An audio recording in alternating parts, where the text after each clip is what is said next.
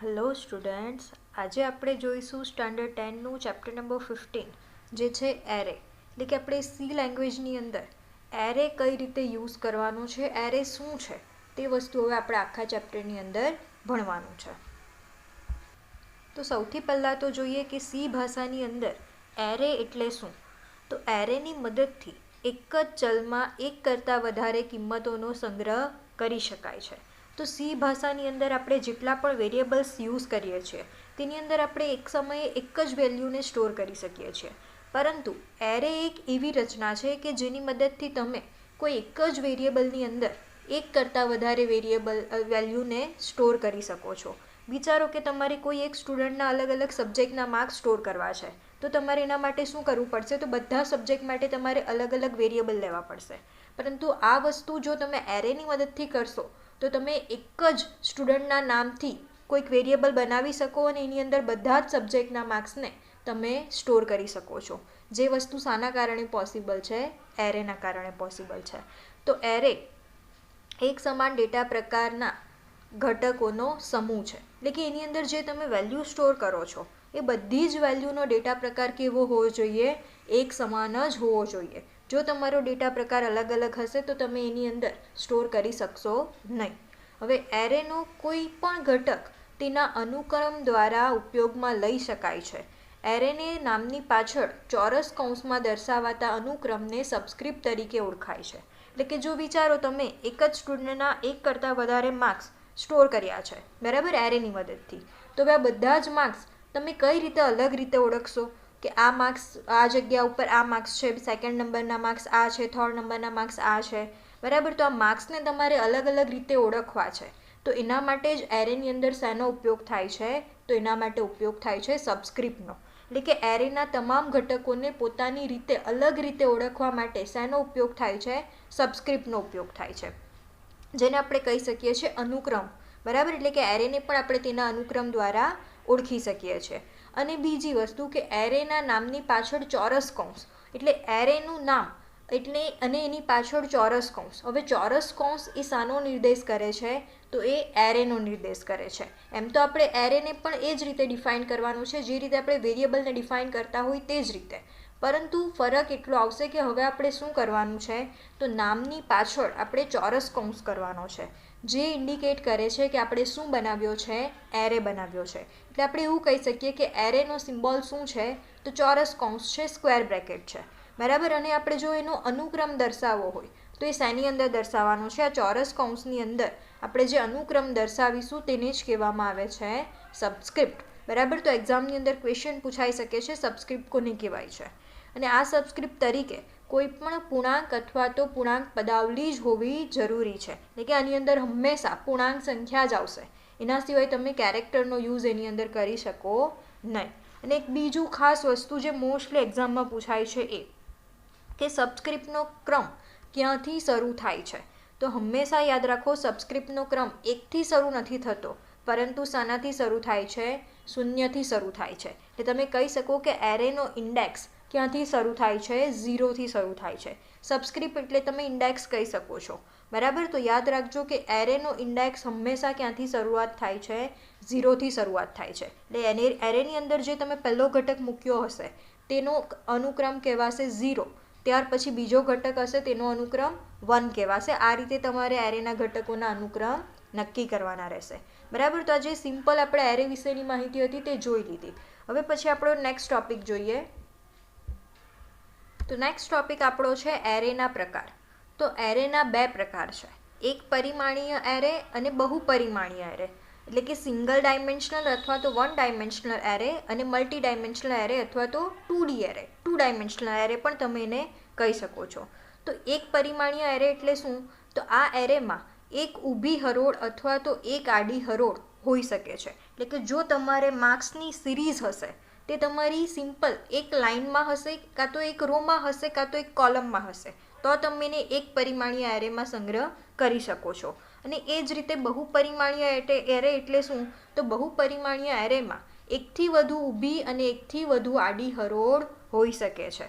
એટલે કે જો તમારે કોઈક ડેટા હશે જેની અંદર તમારા ડેટા ટેબ્યુલર ફોર્મમાં હશે, તો આવું જે વસ્તુ હશે, આવા કોઈ તમારા ડેટા હશે તેને તમારે સ્ટોર કરવા માટે કયો એરે લેવો પડશે? બહુપરિમાણીય એરે લેવો પડશે. બરાબર છે. ચલો આપણે આટલું તો ક્લિયર થઈ ગયું કે એક પરિમાણીય એરે ક્યારે યુઝ થશે અને બહુપરિમાણીય એરે ક્યારે યુઝ થશે. તો હવે આપણે વન બાય વન આ બંને એરેને ડિટેલમાં જોઈએ કે એને કમ્પ્યુટરની અંદર તમે કઈ રીતે ડિક્લેર કરી શકો છો અને તેને કઈ રીતે યુઝ કરી શકો છો, તેને કઈ રીતે કિંમત આપી શકો છો. ચલો તો પહેલાં જોઈએ એક પરિમાણીય એરે. હવે સૌથી પહેલાં તો આપને ખબર જ છે કે એક પરિમાણીય એરેની અંદર એક રો અથવા તો એક કોલમની અંદર કોઈ ડેટા હશે તેને તમે સ્ટોર કરી શકો છો. તો એની વાક્યરચના કેવી છે? તો એની વાક્યરચના સિમ્પલ આપણે જે વેરિયેબલ બનાવીએ છીએ તેવી જ છે. ખાલી ફરક એટલો છે કે અહીંયા તમારે એરેનો યુઝ કરવાનો છે, એટલે તમારે નામ પછી શું લખવું પડશે? તો એરેનો સિમ્બોલ એટલે કે મોટો કૌંસ લખવો પડશે અને તેની અંદર તમારે જેટલી સાઇઝનો એરે ડિફાઇન કરવો હોય, લેકિન અંદર તમારે જેટલા ઘટકો સ્ટોર કરવા હશે તે તમારે અંદર સાઇઝ આપી દેવાની છે. બરાબર. તો એની વાક્યરચના શું છે? તો પહેલાં તો ડેટા ટાઈપ આવશે, એટલે કે એરેની જે પણ ડેટા ટાઈપ આપણે વેરિયેબલ માટે જોઈ હતી તે તમામ ડેટા ટાઈપ એરે માટે આવશે. બરાબર. તો પહેલાં આપણે ડેટા ટાઈપ આપવાની છે, ત્યારબાદ એરે નેમ, જે રીતે વેરિયેબલનું નેમ આપતા હતા હવે તે રીતે શું આપવાનું છે? એરેનું નેમ આપવાનું છે. ત્યારબાદ મોટો બ્રેકેટ એટલે કે ચોરસ કૌંસ અને તેની અંદર તમારે શું આપી દેવાનું છે? તો જેટલા ઘટકો તમારે સ્ટોર કરવા હશે તે પ્રમાણે તમારે એની સાઇઝ આપી દેવાની છે અને ત્યારબાદ સેમિકોલન. બરાબર. તો અહીંયા ડેટા ટાઈપ એ એરે કયા પ્રકારના ઘટકો સાચવે છે એ નક્કી કરે છે, જે આપણે જાણીએ જ છીએ. જો શાબ્દિક માહિતી આપવી હોય તો આપણે કેરેક્ટરનો યુઝ કરી શકીએ અને જો પૂર્ણાંક માહિતી આપવી હોય તો ઇન્ટીજરનો યુઝ કરી શકીએ. એ જ રીતે ફ્લોટ માહિતી આપવી હોય તો આપણે ફ્લોટનો યુઝ કરી શકીએ. બરાબર. જે બધું વસ્તુ આપણે ડેટા ટાઈપ વિશે જાણીએ જ છીએ તે જ અહીંયા છે. હવે જો કેરેક્ટર ડેટા ટાઈપ વાપરીએ તો દરેક કેરેક્ટરને આપણે કેમાં મૂકવું પડે છે? સિંગલ કોટમાં મૂકવું પડે છે. હવે એ પણ આપણે જાણીએ છીએ કે કેરેક્ટર ડેટા ટાઈપની અંદર જે પણ આપણે ઘટકો અક્ષરોનો યુઝ કરીશું તો હંમેશા સી ભાષામાં અક્ષરોને સ્ટોર કરવા માટે ડબલ કોટ વપરાય છે. બરાબર. સ્ટોર કરવા માટે નહીં પણ અક્ષરોને આપણે લખવા માટે શેનો ઉપયોગ કરીએ છીએ? સિંગલ કોટનો યુઝ કરીએ છીએ. બરાબર. તો એ આપણે યાદ રાખવાનું છે કે જો કેરેક્ટર ડેટા ટાઈપ વાપરીશું તો બધા જ કેરેક્ટર શામાં લખવા પડશે? આપણે સિંગલ કોટમાં લખવા પડશે. અને એ જ રીતે જો આપણે કોઈ સ્ટ્રિંગનો યુઝ કરીશું તો એ પણ આપણને ખબર જ છે શામાં લખવામાં આવે છે? ડબલ કોટમાં લખવામાં આવે છે. હવે અહીંયા એરેનું નામ એ શું આવશે? તો તમે જે પણ એરે માટે વેરિયેબલ બનાવો છો તેનું નામ આવશે, એટલે જેને તમે એરેનું નામ કહી શકો છો. અને ત્યારબાદ નેક્સ્ટ સાઇઝ એ શું છે? તો સાઇઝ તરીકે આપવામાં આવતી કિંમત જેટલા ઘટકો એરે સાચવે છે. બરાબર. જો અહીંયા એક્ઝામ્પલ આપ્યું છે. સૌથી પહેલાં તો મેં CHER એટલે કે કેરેક્ટર ડેટા ટાઈપ લીધી છે અને ત્યારબાદ એ શું છે? એરેનું નામ છે અને 20 એ શું છે? તો એરેની અંદર આપણે 20 જેટલા ઘટકોને સ્ટોર કરી શકીએ તે માટેની સાઇઝ છે. ત્યારબાદ બીજું એક્ઝામ્પલ છે જેની અંદર મેં ડેટા ટાઈપ લીધી છે ઇન્ટીજર, પછી એરેનું નામ છે બી અને એની સાઇઝ કેટલી છે? 10 છે. તો તમે આ રીતે કોઈ પણ એરેને ડિફાઇન કરી શકો છો. સિમ્પલ જે રીતે આપણે વેરિયેબલને ડિફાઇન કરીએ છીએ તેના જેવું જ છે, ખાલી આપણે એરે યુઝ કરીએ છીએ એટલે મોટો બ્રેકેટ અહીંયા કરવાનો છે, સ્ક્વેર બ્રેકેટ આપણે કરવાનો છે. ચલો હવે આપણે જોઈએ કે એરેને કિંમત કઈ રીતે આપી શકાય છે. વેરિયેબલને તો આપણે ડિરેક્ટલી ઇક્વલ ટુ કરીને કિંમત આપી દઈએ છીએ, અથવા જો આપણે એને રન ટાઈમે લેવું હોય તો સ્કેનએફનો યુઝ કરીએ છીએ. તો આપણે હવે એરેની અંદર કઈ રીતે કિંમત આપવાની છે તે જોઈએ. એક પરિમાણીય એરેને કિંમતો આપવી એટલે કે તમે એરેને કઈ રીતે કિંમત આપી શકો છો. તો એના માટે પણ બે રીત છે. કઈ રીત છે?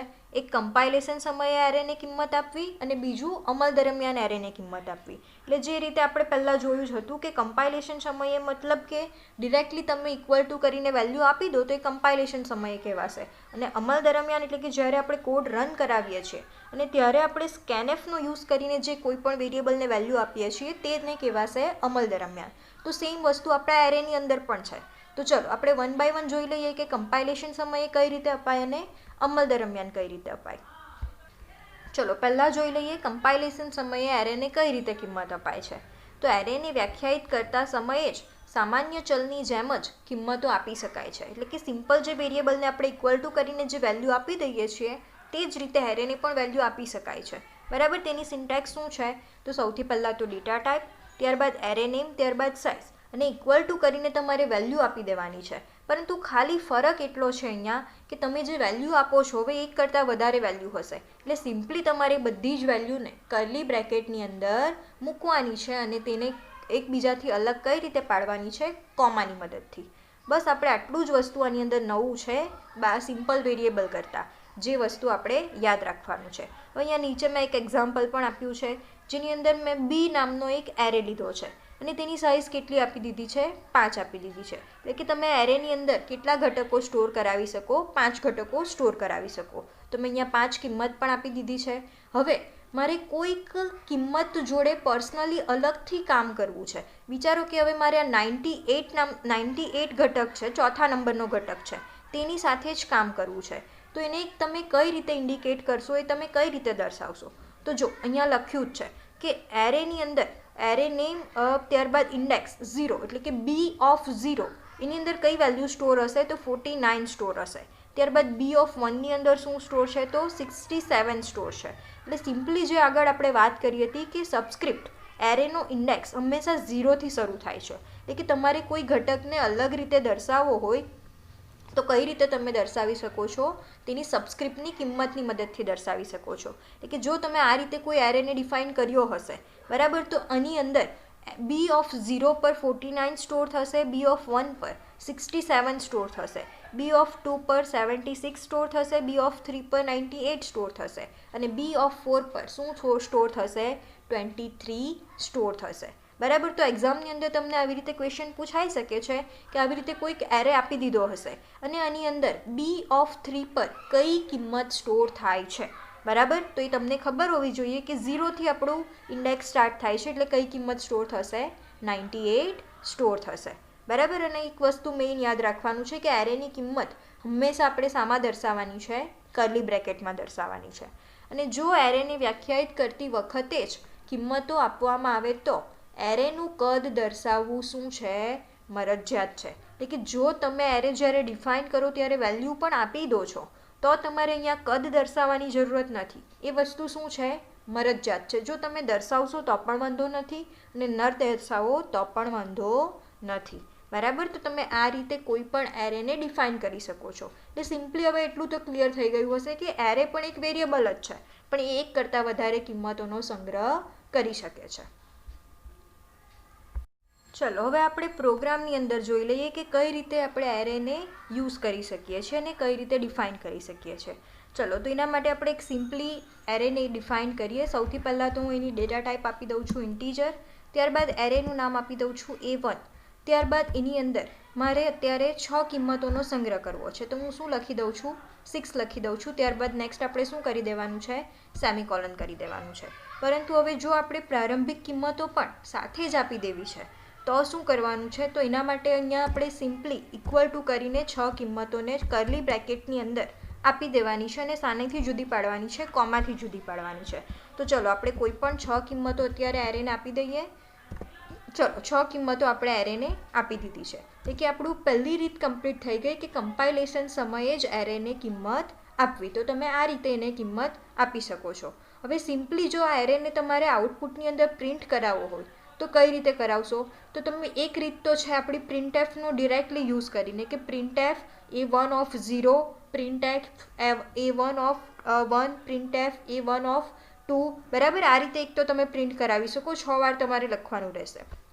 પરંતુ હવે આપણે લૂપિંગ શીખ્યા જ છીએ કે એકનું એક વસ્તુ જો આપણે વારંવાર રિપીટ કરવું છે તો તમે લૂપનો યુઝ કરી શકો છો, બરાબર. તો તમે આના માટે તમારો કોડને થોડો ટૂંકો કરવા માટે શેનો યુઝ કરી શકો છો? લૂપનો યુઝ કરી શકો છો. તો ચલો આપણે લૂપનો યુઝ કરીને જ એરેને પ્રિન્ટ કરાવવાની ટ્રાય કરીએ. તો હાલમાં હું ફોર લૂપ લઈ લઈશ. તો ફોર લૂપ માટે સૌથી પહેલાં તો મારે એક લૂપનો વેરિયેબલ ડિફાઇન કરવો પડશે, જે મેં ડિફાઇન કરી દીધો છે, અને ત્યારબાદ મારે એની વેલ્યુ આપવાની છે. તો હવે આપણો એરેનો ઇન્ડેક્સ ક્યાંથી શરૂ થાય છે? 0થી શરૂ થાય છે, બરાબર. તો આપણે આઈની કિંમત સ્ટાર્ટ ક્યાંથી કરવાની રહેશે? 0થી સ્ટાર્ટ કરવાની રહેશે. ત્યારબાદ આપણું લૂપ ક્યાં સુધી ફરશે? તો હવે આઈની કિંમત 0થી સ્ટાર્ટ થશે અને આપણી એરેની લેન્થ 6 છે, એટલે આપણો ઇન્ડેક્સ ક્યાં સુધી જશે? 5 સુધી જશે, બરાબર. એટલે કે જેવી આઈની કિંમત 6 થઈ જાય એટલે આપણે લૂપને શું કરવાનું છે? ટર્મિનેટ કરી દેવાનું છે. તો એના માટે હું કરી દઉં છું i લેસ દેન 6 અને ત્યારબાદ નેક્સ્ટ આપણે શું કરવાની છે? તો આઈની વેલ્યુને ઇન્ક્રીમેન્ટ કરવાની છે, જે આપણે આગલા ચેપ્ટરની અંદર જોયું જ છે કે ફોર લૂપનો યુઝ કઈ રીતે થાય છે. ચલો હવે આપણે આટલું તો કરી દીધું. તો હવે આપણે લૂપની અંદર પ્રિન્ટ શું કરાવવાનું છે? તો આપણે શું પ્રિન્ટ કરાવવાનું છે? તો આપણે પ્રિન્ટ કરાવવાની છે એરેની વેલ્યુ, બરાબર. તો એના માટે આપણે લખવું પડશે પ્રિન્ટ એફ અને બ્રેકેટની અંદર શું લખવાનું છે? તો સૌથી પહેલાં તો એરેનું નામ A1 અને ત્યારબાદ શું છે? તો આપણે ત્યારબાદ એરેનો સિમ્બોલ પહેલાં તો કરવો પડશે અને આપણે 1 બાય 1 લૂપ ફરશે ત્યારે A1 of 0, A1 of 1, A1 of 2 થી લઈને A1 ઓફ 5 સુધીની વેલ્યુ પ્રિન્ટ કરાવવાની છે. એનો મતલબ થાય છે કે A1 ઓફ આપણે કોની વેલ્યુ પ્રિન્ટ કરાવવાની છે? આઈની. કારણ કે લૂપ ફરશે ત્યારે સૌથી પહેલાં તો A1 ઓફ 0 થશે, બીજી વાર ફરશે ત્યારે A1 ઓફ 1 થશે, ત્રીજી વાર ફરશે ત્યારે A1 ઓફ 2 થશે. એટલે એ રીતે તમારી તમામ એરેની કિંમત તમે આઉટપુટમાં લૂપની મદદથી પણ પ્રિન્ટ કરાવી શકો. બરાબર? ચલો તો આપણે હવે સિમ્પલ આને ખાલી પ્રિન્ટ કઈ રીતે કરાય તેટલું જોઈ લઈએ. બરાબર? તો એના માટે આપણે સૌથી પહેલાં તો શું કરવું પડશે? સેવ કરવાનું છે, ત્યારબાદ કમ્પાઇલ કરવાનું છે અને ત્યારબાદ હવે અહીંયા આપણી એક મિસ્ટેક છે. શું મિસ્ટેક છે? તો તમે ડિરેક્ટલી ના કરી શકો. બરાબર? એના માટે આપણે આગળ શું લખવાનું ભૂલી ગયા છે? પર્સન્ટેજ ડી લખવાનું ભૂલી ગયા છે. તો એના માટે આપણે શું લખી દેવું પડશે? Percentage D. બરાબર છે? કારણ કે કોઈ પણ ઇન્ટીજર વેલ્યુને તમારે પ્રિન્ટ કરવું હોય તો આગળ પર્સન્ટેજ ડી લખવું જ પડશે કારણ કે પ્રિન્ટ એફની શું છે? સિન્ટેક્સ છે. ચલો હવે ફરી પાછું કમ્પાઇલ કરાવીએ. ઓકે, કમ્પાઇલેશન સક્સેસફુલી થઈ ગયું છે. હવે નેક્સ્ટ શું કરવાનું છે? આપણે રન કરાવવાનું છે. તો જોઈ લો એરેની કિંમત આપને પ્રિન્ટ થયેલી દેખાય છે. હવે અહીંયા પણ આપણે એરેના ઘટકો તમને લાઇનમાં દેખાય છે, એટલે કે આખી એક જ વેલ્યુ હોય તેવું દેખાય છે. બરાબર? તો તમે એને વચ્ચે એક ટેબ સ્પેસ એકલી ટેબ જેટલી જગ્યા છોડવી હોય તો પણ તમે કરી શકો છો, અથવા તો તમારે જો નવી લાઇનમાં બાકીની વસ્તુ પ્રિન્ટ કરાવી હોય તો તમે એ વસ્તુ પણ કરી શકો છો. બરાબર? તો ચલો આપણે સૌથી પહેલાં તો નવી લાઇનમાં કઈ રીતે જાય તે જોઈ લઈએ. તો આપણે એ વસ્તુ પણ આગળ જોયું જ છે કે એના માટે આપણે શેનો યુઝ કરવાનો છે? બેકસ્લેશ કેરેક્ટરનો યુઝ કરવાનો છે. હવે આપણા જે એરેના ઘટકો છે આપણે લાઇનમાં પ્રિન્ટ થયેલા દેખાશે. ચલો ફરી પાછું કમ્પાઇલ કરી દઈએ અને ગો. ઓકે, જોઈ લો હવે તમને લાઇનમાં પ્રિન્ટ થયેલા ઘટકો દેખાય છે. એટલે કે તમે કહી શકો કે એક આપણી પાસે કોલમ છે અને જેને આપણે શામાં સ્ટોર કરાવી છે? એરેમાં સ્ટોર કરાવી છે અને પ્રિન્ટ આપણે આઉટપુટની અંદર કરાવીને જોઈ લીધું છે. ચલો હવે એ જ રીતે આપણી નેક્સ્ટ રીત જોઈએ કે અમલ દરમિયાન આપણે એરેને કઈ રીતે કિંમતો આપી શકીએ છીએ.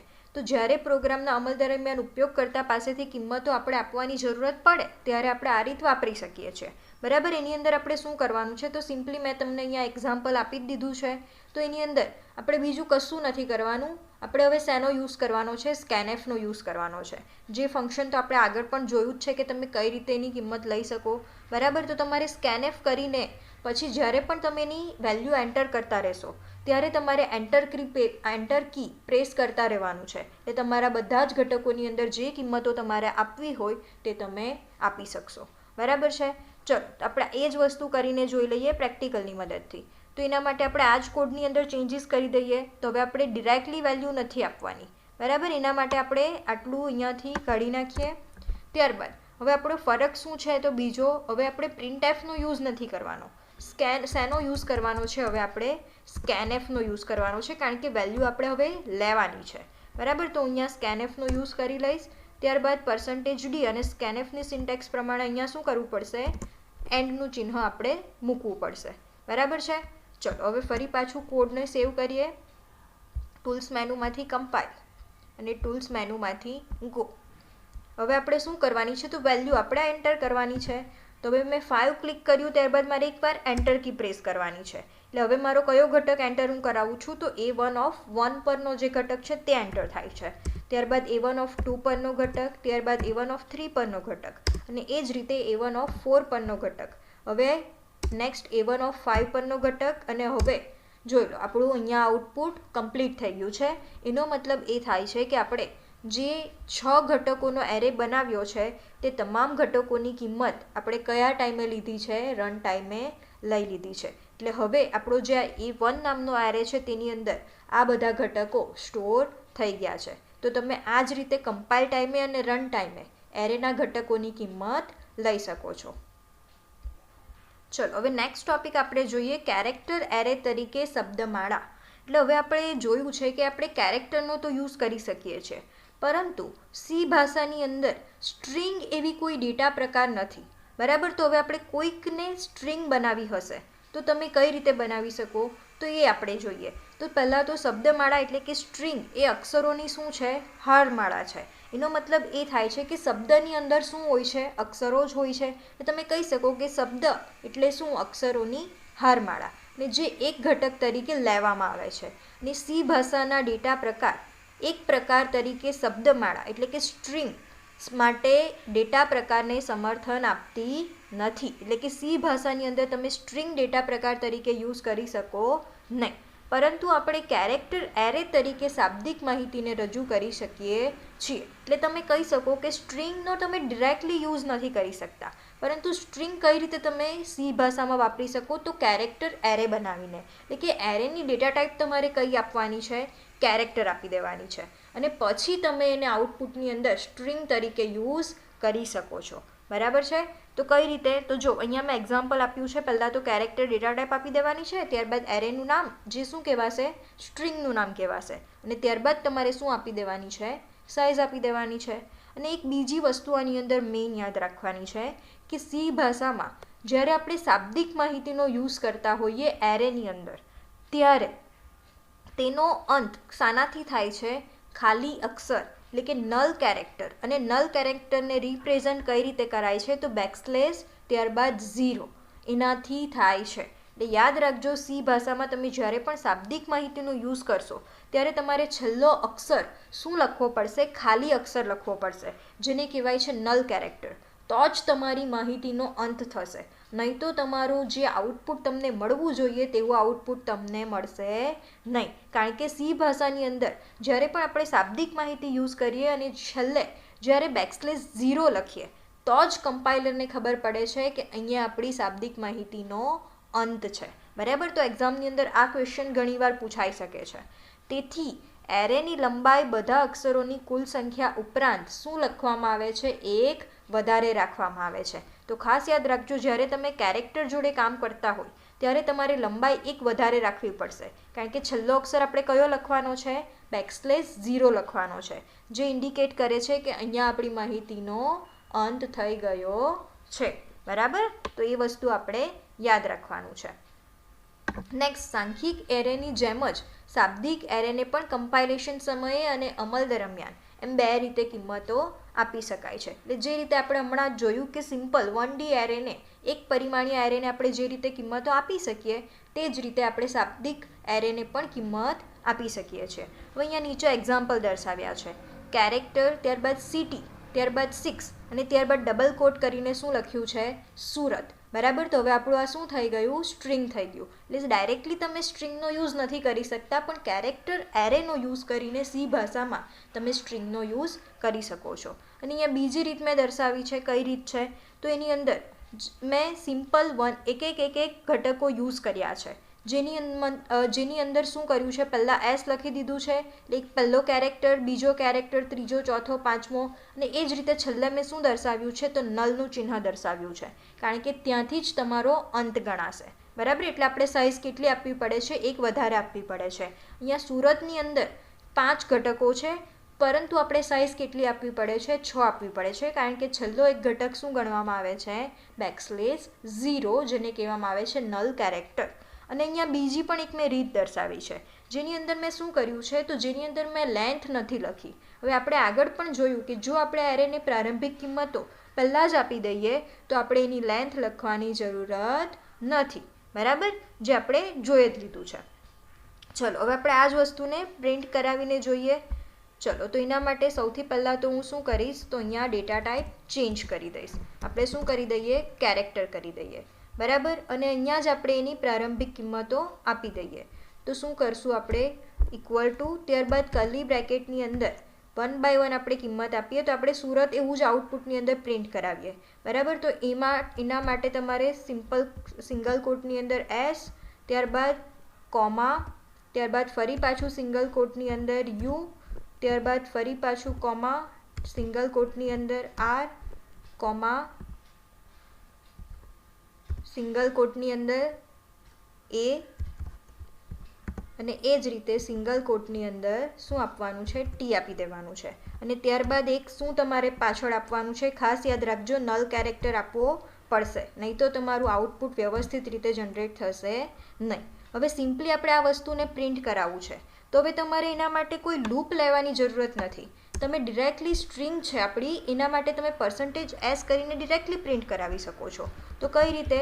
તો પ્રિન્ટ f, ત્યારબાદ ડબલ કોટની અંદર હવે આપણે ડિરેક્ટલી શું લખી દેવાનું છે? %s લખી દેવાનું છે, જે સ્ટ્રિંગ માટે વપરાય છે. અને ત્યારબાદ નેક્સ્ટ શું લખી દેવાનું છે? તો આપણો એરેનો જે વેરિયેબલ છે તેનું નામ. એટલે જો તમે કેરેક્ટર એરેનો યુઝ કરો તો આ રીતે તમે ડિરેક્ટલી એના બદલે સ્ટ્રિંગ બનાવી શકો છો. બરાબર. હવે સિમ્પલ આપણે આટલું જ પ્રિન્ટ કરાવશું તો આપણે સુરત એવું આઉટપુટની અંદર પ્રિન્ટ થયેલું દેખાશે. ચલો પહેલાં કમ્પાઇલ કરી દઈએ અને ત્યારબાદ શું કરીએ? ગો કરીએ. ઓકે, જોઈ લો આઉટપુટની અંદર સુરત એવું તમને દેખાય છે. બરાબર. એટલે ડિરેક્ટલી જ્યારે પણ તમારે સ્ટ્રિંગ સાથે કામ કરવું હોય તો તેના માટે તમે શું બનાવી શકો છો? કેરેક્ટર એરે બનાવી શકો છો. હવે આપણે એક વસ્તુ જોઈ લઈએ કે જો અહીંયા આપણે આ વસ્તુ ના આપીએ તો શું થશે? આપણા આઉટપુટની અંદર કોઈ ઇફેક્ટ પડશે ખરી? તો ઓકે, આપણી ઇફેક્ટ પડશે. બરાબર. ચલો એ વસ્તુ પણ જોઈ લઈએ કે શું પ્રોબ્લેમ થાય છે. તો તમને જેવું આઉટપુટ જોઈતું હશે તેવું આઉટપુટ મળશે નહીં. એની અંદર થોડી ઘણી કંઈક તમને અલગ દેખાશે. જોઈ લો હવે પહેલાં જે સુરત આપને દેખાતું હતું એવી રીતે અત્યારે આપને દેખાતું નથી, સાથે કંઈક ગાર્બેજ વેલ્યુ હોય તેવું લાગે છે. બરાબર. એના માટે જ તમારે કમ્પલસરી પાછળ નલ કેરેક્ટર મૂકવો જરૂરી છે. બરાબર. તો આ વસ્તુ પણ આપણે યાદ રાખવાનું છે. હવે આપણો નેક્સ્ટ ટોપિક છે મલ્ટી ડાયમેન્શનલ એરે, જે આપણે નેક્સ્ટ વિડીયોની અંદર જોઈશું. ત્યાં સુધી ગુડ બાય.